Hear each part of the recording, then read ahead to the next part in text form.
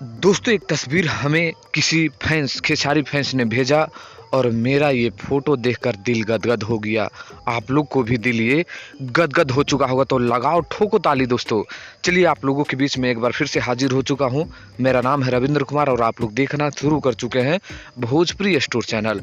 दोस्तों आज से फ़िल्म संघर्ष 2 आप लोगों के नज़दीकी सिनेमाघरों में यानी बिहार, झारखंड, दिल्ली, यूपी, मुंबई, पंजाब में ये फ़िल्म आज से लग रही है।